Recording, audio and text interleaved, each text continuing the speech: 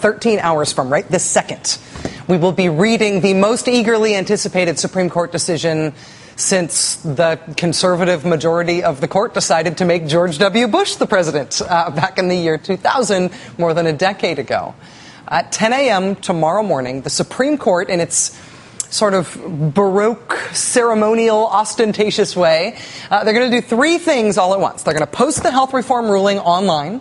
They are going to hand a document to court reporters that contains the ruling. And inside the court, they will reportedly read excerpts of their ruling from the bench. All of those things happen all at once at 10 a.m. Now, there's not going to be any cameras in the courtroom. There never are.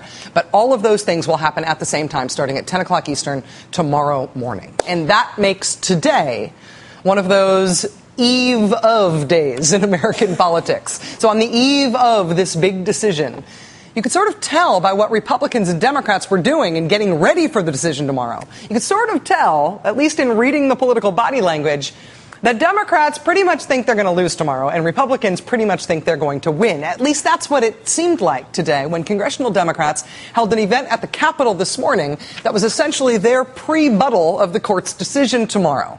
Democrats have also begun fundraising off of the court's as-yet-to-be-announced ruling. The Democratic House Campaign Committee started asking for donations today to fight for universal health care in the event that the court strikes down the health reform law tomorrow.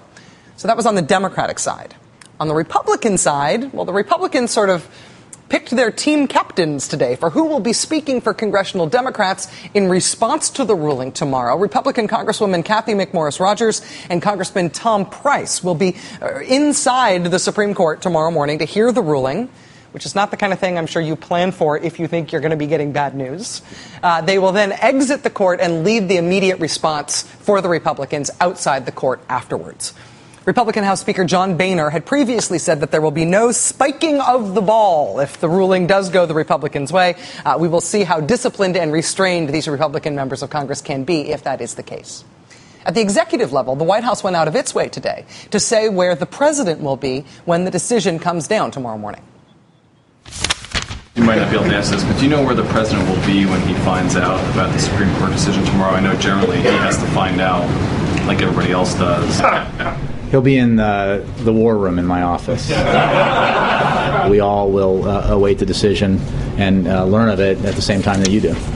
So it is possible that Jay Carney was joking there. At least I think he was. But he's saying that President Obama will be watching the ruling come down on the TV in his press secretary's office. Well, as for the Mitt Romney campaign, they tomorrow are doing a $50,000 a plate fundraiser with Donald Trump. Seriously. Tomorrow? Really? It's another one of those win a dinner with Donald and Mitt events. They scheduled that for the day of the health reform ruling. Donald Trump announced in a tweet yesterday, quote, looking forward to the Dine with Mitt and Donald this Thursday. Thursday as in tomorrow, as in health reform ruling. The Romney campaign, for their part, is not really confirming or denying that this event is happening. Quote, Romney's spokesman Rick Gorka told the Associated Press there would be no meeting with Donald Trump this week, but he refused to say whether Mr. Trump and Mr. Romney would appear together at that Manhattan fundraiser.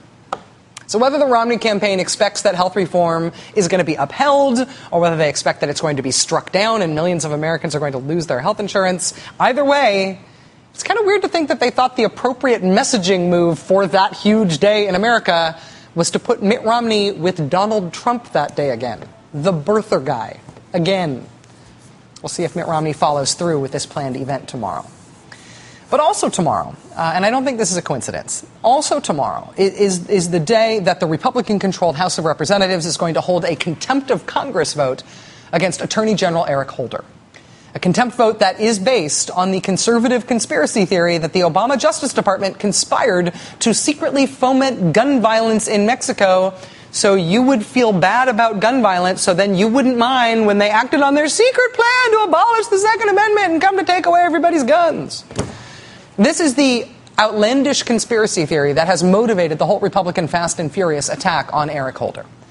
This vote tomorrow, frankly, is as far as this thing is ever going to go in politics. There's not going to be a contempt of Congress vote that goes against Eric Holder in the Senate. And when the House recommendation on contempt of Congress gets forwarded along so that the Attorney General can be prosecuted for this thing, it is this Justice Department that's going to decide whether or not to proceed with that prosecution. So yeah, this is it. This is as far as it goes. The apex of the whole Fast and Furious thing, the last thing that's going to happen on this politically, is happening tomorrow. And Republicans have scheduled that culminating vote for the day that everybody knows is going to be Supreme Court health ruling day. They could have scheduled this vote for whenever they wanted to. Republicans control the House.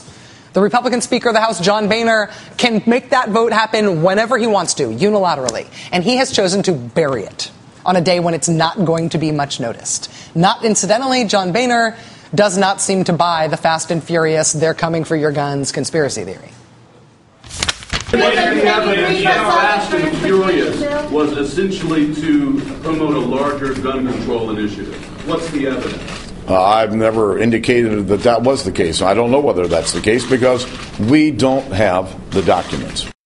John Boehner did not have to schedule the Fast and Furious vote tomorrow on health reform. He did not, on Health Reform Day, he did not have to schedule this vote to happen on the day that it was going to be totally buried by other news. But if, like John Boehner apparently, you do not believe in the conspiracy theory that the whole Fast and Furious thing is a secret plot to get rid of the Second Amendment and take away everybody's guns, there is not much to this scandal. If John Boehner does not believe in that conspiracy theory, perhaps it is not a coincidence that he has scheduled the vote on this conspiracy theory scandal to happen on a day that it will be overshadowed by a much bigger story.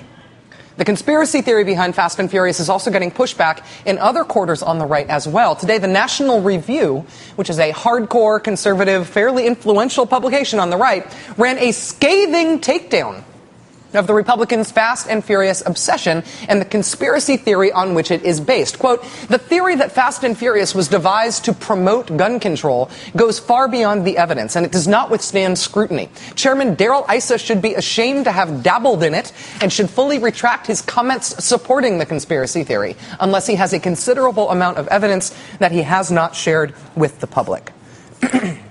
So even as the Speaker of the House is not buying it, even as the right is getting shy about House Republicans really going so far with this cockamamie idea, frankly, the gun lobby believes it, and that's maybe all they need. The NRA believes the conspiracy theory. Of course they do. The gun lobby wakes up in the morning and yells they're coming for our guns before they open their eyes to see what room they're in and whether they are still naked. And the gun lobby being so into this as a conspiracy theory is part of why the vote is going to be so overwhelming against Eric Holder in the House tomorrow. The NRA does a little report card on every election in the country to say whether or not the candidates are pro-gun to their satisfaction or not. And the NRA has decided that this vote against Eric Holder tomorrow on this conspiracy theory is key to how you get rated by the NRA for re-election this year. And that is pretty obviously why even a handful of Democrats today said they would plan to go along with the Republicans on this vote. They can't afford to have a bad rating from the NRA. And make no mistake, the NRA rating on this vote is about the conspiracy theory. That is what they think Fast and Furious is. An attempt to blame the Second Amendment, blame American gun owners, and get more gun legislation here in the United States. I mean, that sounds more like a South American dictatorship than it does what we expect from our Department of Justice in the United States of America. There is this sort of cognitive dissonance in the mainstream media reporting on this. Because I think Republicans realize that their conspiracy theory about Fast and Furious sounds a little crazy in mixed company. And so as they have tried to mainstream this thing, they have tried to make it sound like at least some element of this would-be scandal is not about that conspiracy theory at all. They have tried to create a mainstream impression that what this could be about is also the federal government allowing inappropriate gun sales to go through, and that itself is scandalous. It's about the government not seizing enough guns from people who are trying to buy guns in this country. If that were really the scandal here, you really think the NRA would be all for it? You really think the NRA would be saying, oh yeah, this is really important to us, that the federal government crack down and block more gun sales. We insist that you vote on that. That would be insane. This whole scandal and this whole vote tomorrow is about the conspiracy theory that President Obama purposely wanted to make there be gun violence so he could come steal your guns. And to the extent that anybody in the mainstream media or in mainstream politics fell for this latest spin that there is something other than that motivating all of this, today that all fell apart too.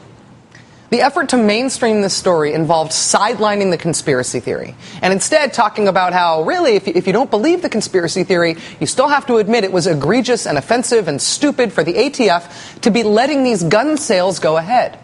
Why would they purposely allow 2,000 guns to be purchased illegally and trafficked into Mexico when they could have stopped them? Why did they stand idly by and watch these illegal guns move when they could have stepped in? Even if you don't believe the conspiracy theory, at least you can see how wrong that is. That was the non-conspiracy theory part of this would-be scandal. But today, Fortune magazine blew that out of the water. Investigative reporter Catherine Eben, who's going to be joining us in just a moment, she reviewed more than 2,000 pages of confidential ATF documents. She interviewed 39 people, including 7 law enforcement agents with direct knowledge of the case. And she decimated that very basic part of the Fast and Furious case, the part about ATF agents supposedly knowingly allowing illegal guns to be trafficked into Mexico when they could have stopped it. She says, quote, quite simply, there is a fundamental misconception at the heart of the Fast and Furious scandal. Nobody disputes that suspected straw purchasers under surveillance by the ATF repeatedly bought guns that eventually fell into criminal hands. Darrell Issa and others charge that the ATF intentionally allowed guns to walk as an operational tactic. But 5 law enforcement agents directly involved in Fast and Furious tell Fortune that ATF had no such tactic.